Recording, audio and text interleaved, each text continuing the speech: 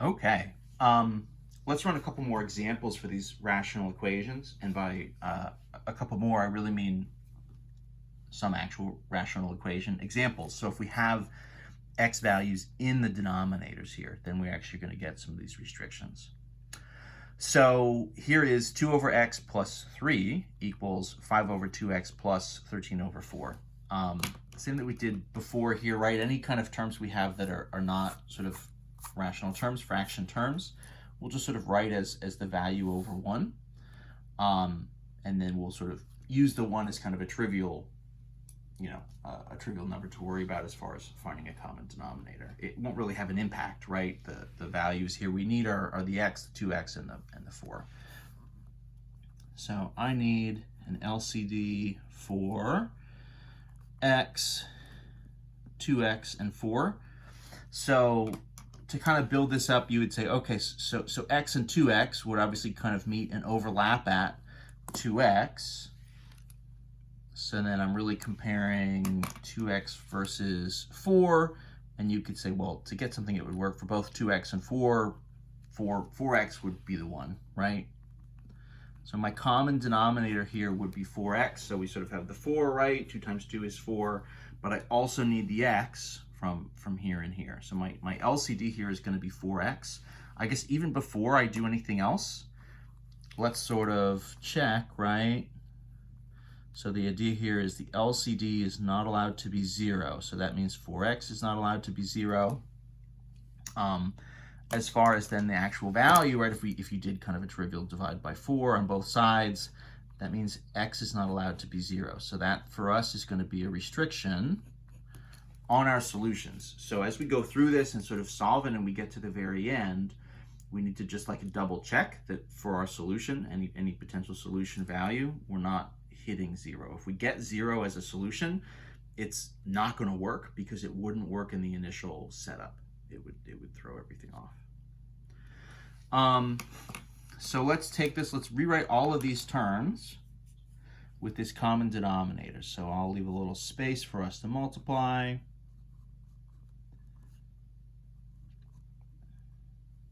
Over 2x plus 13 over 4.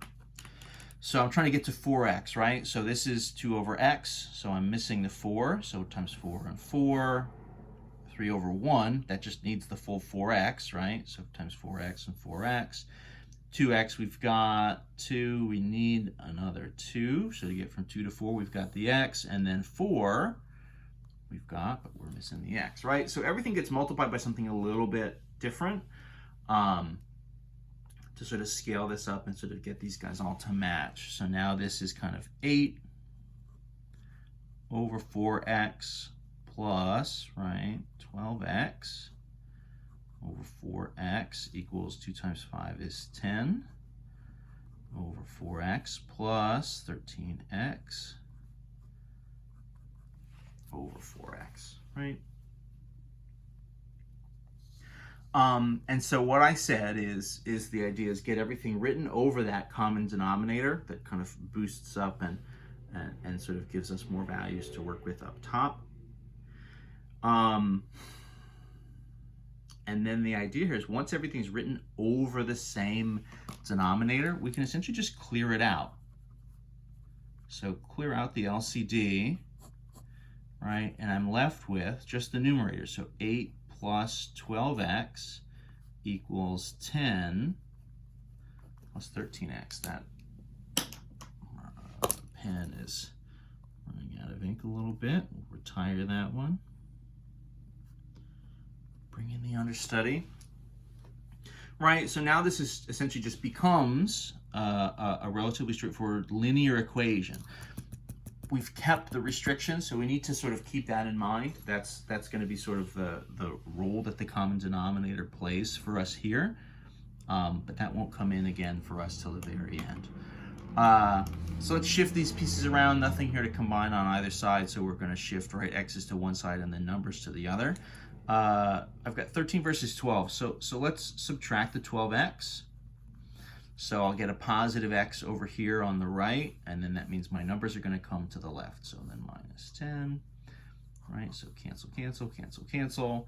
So this is like -2 equals over here, 13 minus 12 would just be single x. And then I guess at that point we would be done, right? X equals 2. We're not hitting the restriction, right? X is not equal 0 is satisfied. Right? So x equals -2 is totally legitimate and is going to work for us as a final solution. This is when we didn't need to do a division here at the end. Again, typically, right, maybe this would have been a 11x or a 10x or something like that, and so we had a 3x or a 2x here, and we could just divide. In any event, in here, we're just sort of ending up a little bit more quickly with the solution, which is never a bad thing. So we're trying to sort of take this. One of our kind of math strategies just generally is going to be, you know, as we learn something new, what we'd like to do is essentially just take as few steps as possible to turn it into something that we maybe already are familiar with. And so in this case, trying to find the LCD and then kind of clear the denominators out, what that does is it leaves us with a linear equation, right? And so we're sort of taking something that maybe looked a little bit more complex and turning it into something we're more familiar with. So we're just trying to take a few steps and kind of get from something that's a little bit more mysterious to something that we are comfortable with. All right, one more rational example, about as complex as kind of what we're maybe gonna see in the homeworks and stuff. Of course, you could always make things more complex with just more numbers and piling things on. We're not trying to overload you guys with tons and tons and tons of stuff. But what can happen here in the same way that it did in P6 is you could get rational expressions where you have, right, these sort of what look like little kind of factored pieces of a polynomial as your denominators. That can happen, and that's totally fine. What it means for us is finding an LCD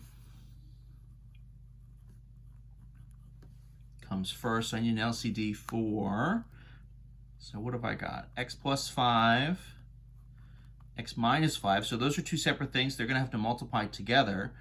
But if I multiply them together, I'm actually going to get the denominator that I have over here, right? And this kind of like multiplied pair, x plus 5 times x minus 5. You can kind of see what's happening here, right?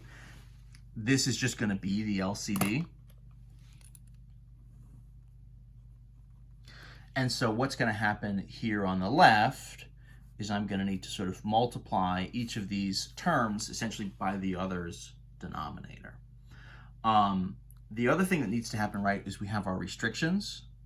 So we're going to have, right, x plus 5 times x minus 5 is not allowed to be 0. And so this is kind of the factoring thing. Again, this is a P6 thing. So that means x plus 5 is not allowed to be 0, which means x is not allowed to be -5, right? If we sort of carry that over. And then x minus 5 is not allowed to be 0, which means x is not allowed to be +5. So this is -5 and +5. And that's what we're looking at. So let's rewrite it. We have our restrictions here. So this is sort of, you know, what we're not allowed to multiply to. We're going to have to sort of bump everything up here on the left. The right side is actually already over the common denominator, so that one we're not really going to need to change. So I'll leave a little space here to multiply. Plus 3 over x minus 5 equals, so 30 over the pair. And the nice thing here in this example is we're kind of given the factored version here. You could have been given, this is going to multiply out. This is our difference of squares, right? So that would multiply out as like an x squared minus 25. In which case, right, you would need to actually factor it, take a minute and factor it like we did in P6 to kind of rewrite it. If that's what's there, then do that. In this case, it's kind of pre-factored, so that saves us a little bit of a step. So this is what? So we've got the x plus 5, so we need to multiply by the x minus 5 on the top and the bottom. This one's got the x minus 5, so we're going to multiply by the x plus 5.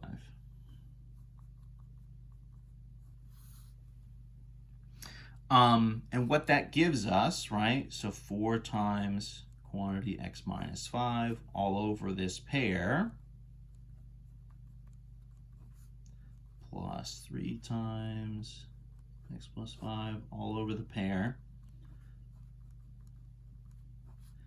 equals 30 all over the pair. So now I've got everything written over that common denominator so I can clear it out, and I'm only going to work with the numerators. I'm only going to work with what's up top. So clear the LCD, and I get, right, kind of as a new start, kind of a fresh start, this 4 times x minus 5 plus 3 times x plus 5 equals 30. So now I'm really just working with kind of a shorter, more reasonable linear equation, and I have these restrictions. X is not allowed to be positive or negative. 5 is a solution. So I have those kind of in my back pocket that sort of ties me back to those original denominators. So it's not that they're sort of totally ignored. They're kind of still showing up here in our restrictions. But as far as like mathematically solving it, the denominators won't have an impact once everything is written over the same denominator.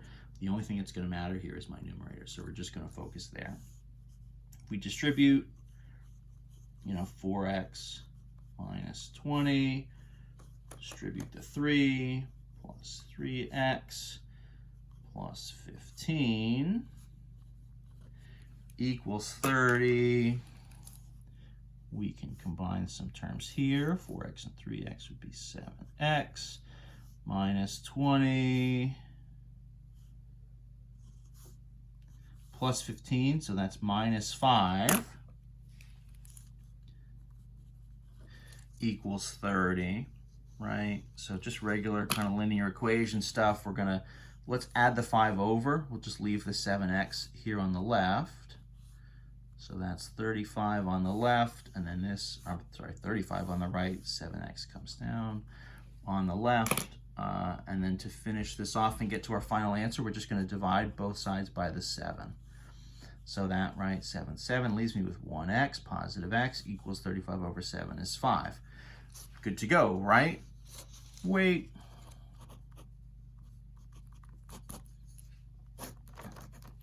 The restrictions, right? The restrictions are here.